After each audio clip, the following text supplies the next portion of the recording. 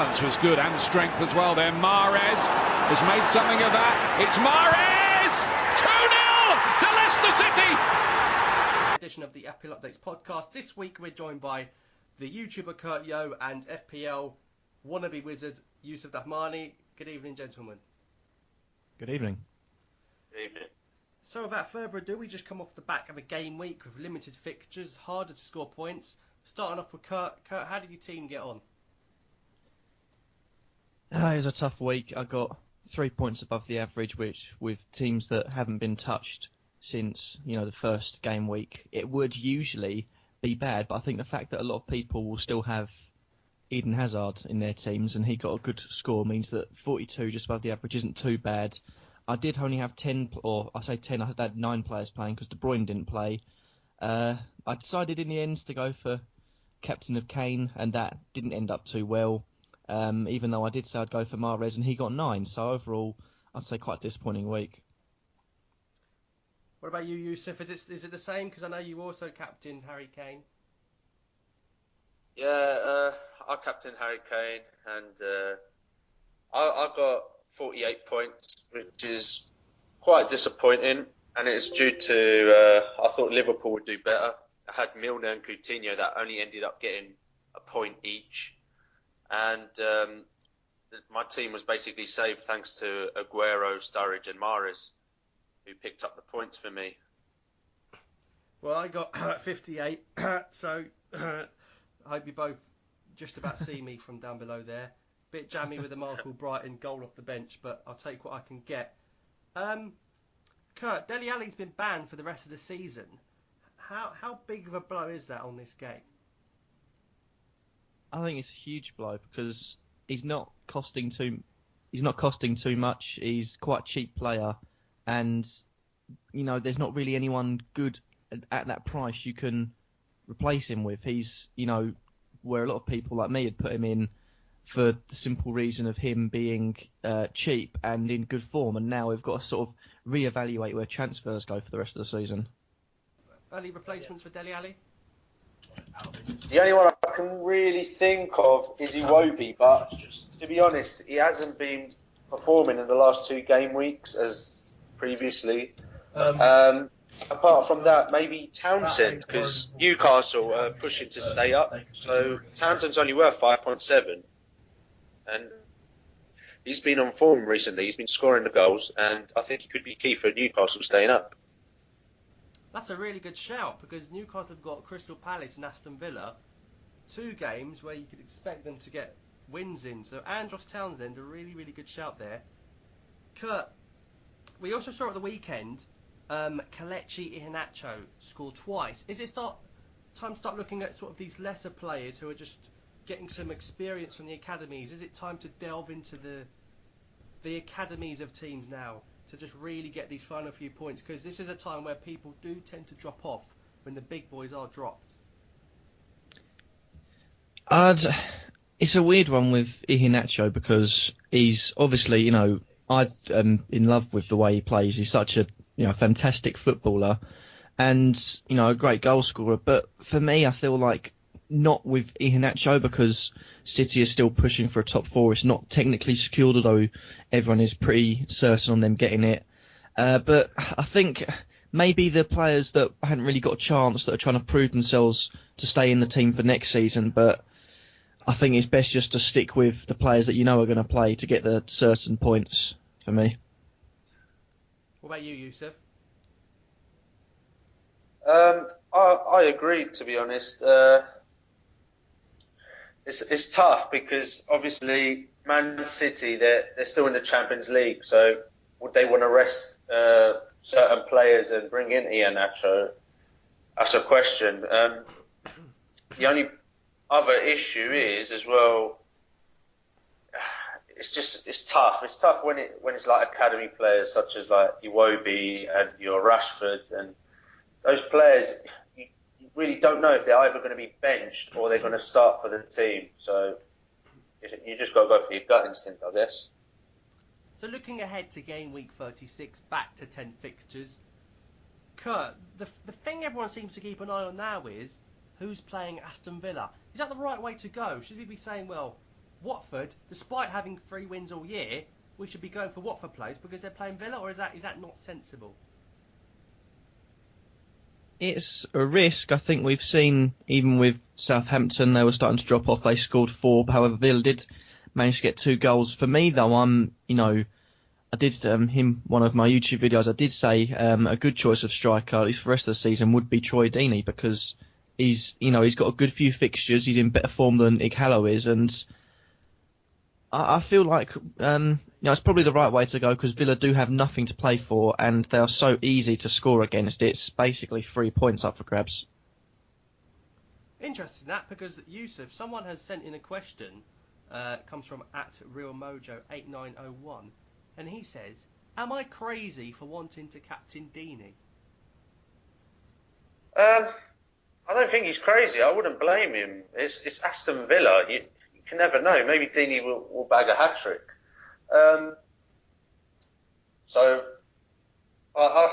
Looking at the other fixtures, if you've got other players such as Aguero or Kane, I could see them being a better choice, because obviously Watford have been poor and haven't been bagging the points, have they, for certain people? So, yeah.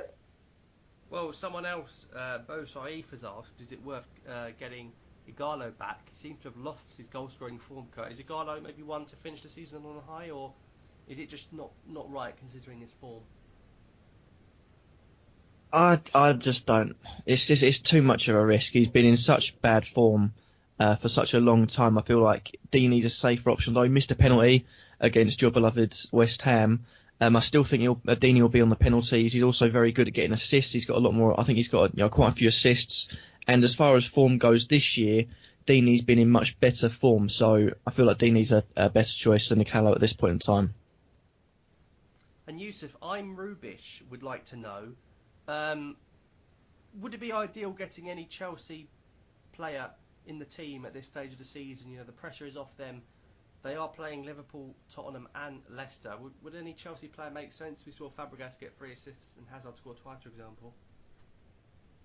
Yeah, the thing with Chelsea players I see is that their price is still quite expensive. And there's other players with easier fixtures. For example, I'm going to say Liverpool, yeah? You could bring in, instead of bringing in Hazard or Fabregas, you could bring in, if you haven't got Firmino, Coutinho, bring either of them in, because they're playing Swansea. Swansea have been poor. I think they've conceded 8 goals in 2 games. And game week 37 is a double game week for Liverpool. So I'd rather bring in Liverpool midfielders than Chelsea midfielders, and they're cheaper. So let's turn our attention now to game week 36. Just the usual 10 fixtures, nice to see. We've touched upon Watford playing Aston Villa.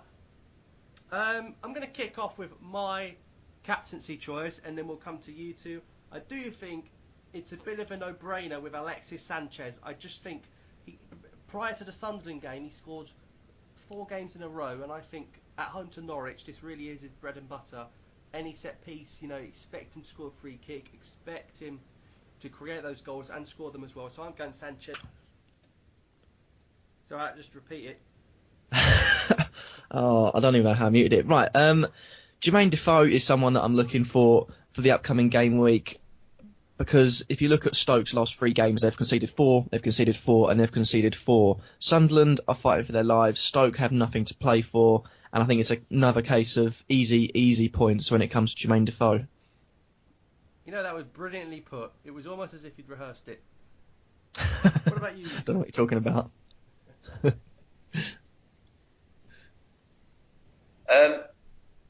For me, like I said before, Liverpool are playing Swansea, and Swansea have been poor. So for me, it's Sturridge, because I've got Sturridge in my team, and he's been scoring near enough every game, and I can see him scoring against Swansea, against that defence. So for me, it's Sturridge. You don't think Sturridge will get rested for the European game? He's not starting tonight. He's not starting tonight, no? No. No, then obviously Sturridge has been starting, hasn't he, in the league? So for me, I'm still going to stick with Sturridge, let alone Europe. So an interesting mix there: Alexis Sanchez, Jermaine Defoe, and Daniel Sturridge. Although, of course, ultimately, the decision does lie with you guys, the listeners. Kurt, what about some differentials in this week?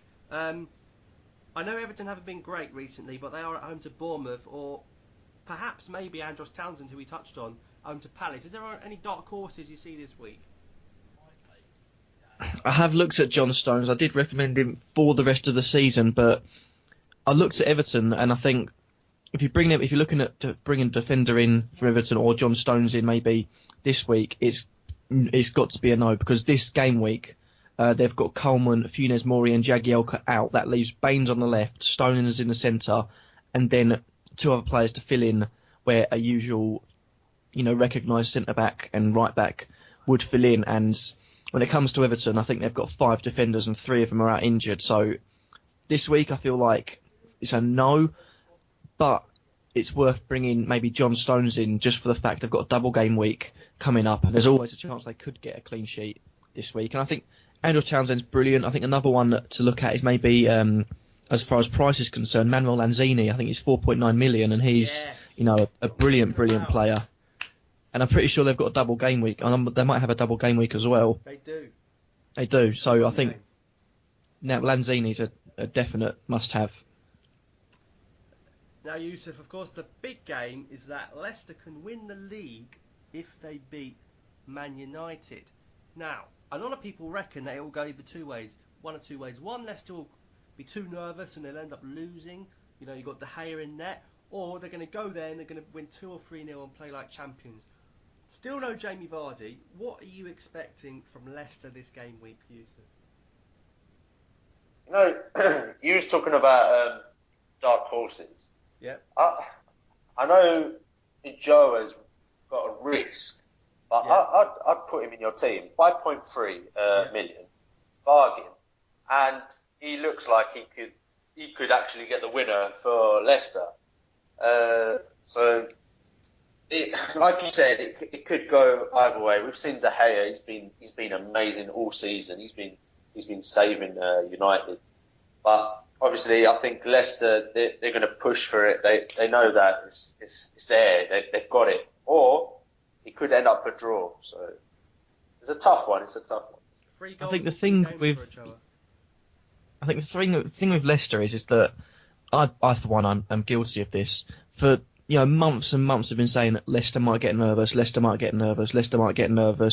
and the only 2 games they've really dropped points in recently has been games where they've had red cards. And I think we've got to start realising that Leicester aren't the little, the relegation strugglers they were, and when they came up to the Premier League, they are a team that is going to win the Premier League, and we should start, maybe treating them that way. So assuming, say they keep their big stars, are we assuming their prices to be, sort of what Chelsea's prices were this season, next season? Do you think Mahrez could be 10.5? Do you think Vardy will be 9.5? Do you think we're going to see that transition in the game as well, Kurt? I'm not. I think that sort of price would be a bit over. I feel like they'll sort of end up around Liverpool's sort of price range, the sort of between 8 million and sort of 9.5, is sort of where you start with Coutinho and Firmino and end in Sturridge. That sort of price range for me is like, because you're not really overpricing them, so people won't pick them, but you're not really underpricing them, so everyone will pick them. And I feel like that's a happy medium for how their season has gone. Now, we've just had the PFA Awards. Of course, Riyad Mahrez won. Congratulations to him. We've also seen the team of the season be announced. We're now going to come up with the FPL team of the season. Of course, it's not necessarily the same as the team of the season. For example, N'Golo Kante, there's no way he'd make the FPL team of the season, surely, because it's pretty much irrelevant on the game. So, we're going to go position by position. The formation is completely up to you two. We're going to start with Yusuf. Yusuf, 1 goalkeeper. Who is it? 1 goalkeeper. Best FPL goalkeeper this season. Gomez for Watford. He's Yeah, bagged I like that. 152 points all season, and he's the highest goalkeeper at the moment. Do you know what's crazy about Gomez? In the double game week, first game, he saved 2 penalties, and in the second game, Watford actually conceded another 2 penalties. Could you imagine if he saved those 2 as well? It would have been raucous.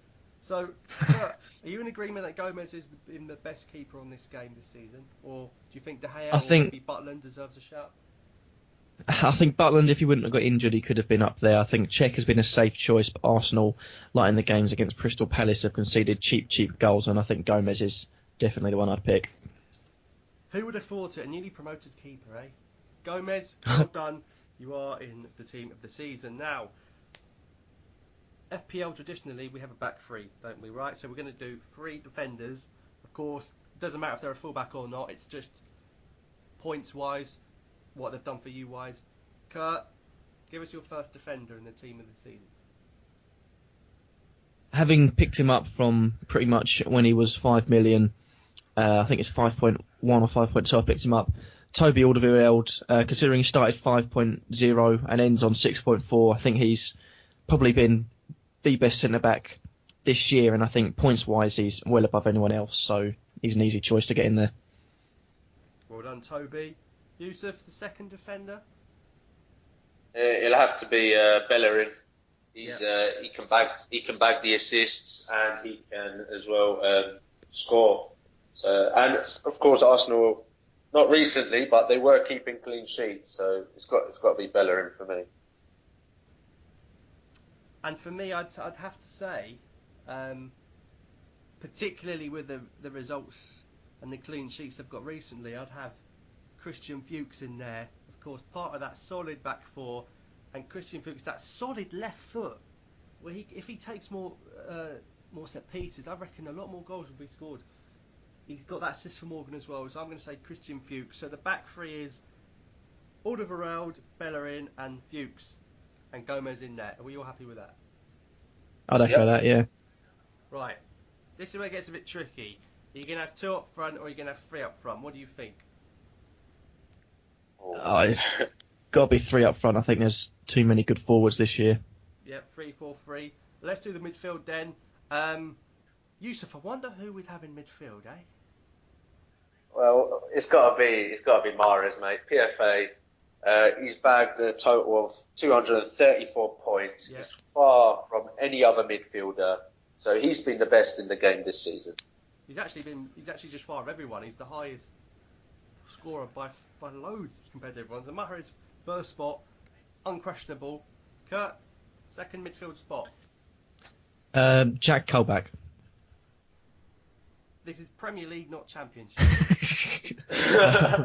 No, joking aside, I think for me, there's a lot. It sort of gets awkward now because there's players that have been in form recently, players that haven't been in form. Mm-hmm. I'm going to go with Christian Eriksen because although he wasn't good at the first part, I feel like he's really picked his game up in the second half of the season and deserves a cheeky little spot there. He's also sort of been sort of not talked about much because of he's been in Dele Alli's shadow really, which is a shame because Eriksen's actually having a really good season in that midfield. But somebody so gets his place. He's the third midfielder. I don't know if you agree with me or not, Yeah. but for me it's Firmino. Because Firmino's been playing that striker role. Yeah. So he has been scoring and assisting as well. I know he hasn't, obviously he's had a bad start to the season trying to adjust himself, but I think as the season went on, for me, he has been key for fantasy football. Well, I think I'm going to have to discuss this one with Kurt because Firmino before January was pretty much irrelevant. Of course, having a great year, new manager. What do you think, Kurt? Do you think Firmino's done enough? It's a really tough one. I think it sort of gets to the point now where you've got loads of players there. I think he deserves a shout, but it's on personal opinion. But I think, to be honest, I think he's not up there with total score or points per game. So it depends if you like him or not. I can't really give a decision. It's too tight. Too tight. We'll have him in there then. purely. He's been when he's on his game. I remember when they played Arsenal. He can score some stunners. It's just a shame he didn't do it at the start of the season.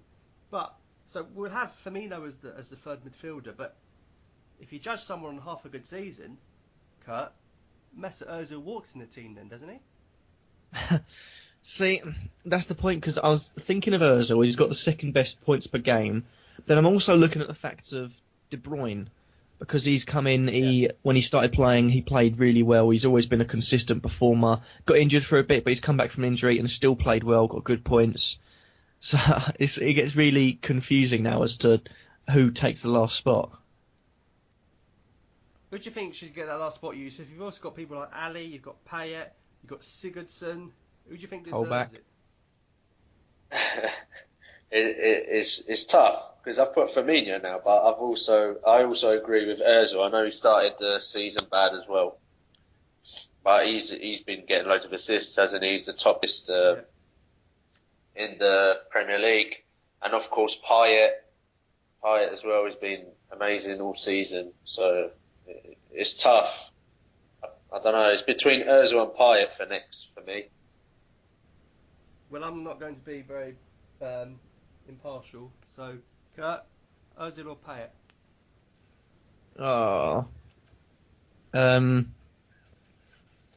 He's got better points per game, although he hasn't really turned up recently. So I think Mesut Ozil. That's the last time you come on this show, Kurt. Last time. I've been banned. Right, there we go then. So we've got a midfielder: Riyad Mahrez, Christian Eriksen, Roberto Firmino and Mesut Ozil. Not a bad side. But that does leave us with three forwards. And I'm going to start with Jamie Vardy, because I'm pretty sure you two agree Jamie Vardy has been a really, really good player to have this season, right? Yeah. I think starting at 6 million, he's done the Alderweireld effect, just constantly gone up, and I think definitely worth it. So Vardy the first spot. Yusuf, who takes the second striking spot? It's got to be Harry Kane. He's the top of the forwards with 201 points. He's only 2 ahead of Vardy total score. Mm-hmm. So it's got to be Harry Kane. And Kurt, is the final spot between Aguero and Lukaku, or is Igalo just a special mention? I think Igalo deserves a mention, but I don't think he gets anywhere near the team. I think that when it comes to strikers, we've got the top 4 strikers, and it's the 4 mentioned: Aguero, Lukaku, Vardy, and Kane. I'm looking at it. Aguero's got better points per game over Lukaku, and I'm looking at total score, and Lukaku's got more points over Aguero, but I feel like you sort of expect it from Aguero, and I don't think Lukaku had the best of seasons last year. He could have done a lot better, and he's done a lot better than he did this year, so I'm going to make a push for Lukaku. So there we have it. Lukaku makes it in the team. So no Sergio Aguero in the side. Poor You bloke. expect it. He's 13 or so million. I mean, you expect him to do that, and if he doesn't, then he's in the worst team. It's like when you pay that much money, he needs to perform. The thing is, for me, Aguero recently, he's been doing far better than Lukaku. Lukaku has been poor. I had him on my team. He was picking up nothing. And I was close to triple captaining him when they had a double game week. And I don't know. I prefer Aguero than Lukaku, if I'm honest. Let's have Aguero on that bench, along with Payet. Let's use our bench boost for the team of the year. Yeah. Right, so there you have it. It's an interesting team when you think back to August and you think, who would be in the team of the season? People would have laughed at Mahrez and Vardy, but then you do get the solid people like Kane, like Ozil. It's an interesting balance, because at the end of the day you do get your big hitters, but you get some hidden gems as well. But I think we all agree that that's a pretty solid side to have this season. Yeah. So guys, that is going to wrap up this week's podcast. One last point we're going to let you know about is that the Euros are coming up, which means FPL's over, but there'll be fancy football for the Euros with Football Fanager. You can play some Euro 2016 fantasy football this summer. You can register at fanager.com. There'll be a link in the description to this podcast. Get amongst the Euros. Cheers to Kurt and Yusuf for coming on. Thank you Thanks for a having me. lot. And we'll see you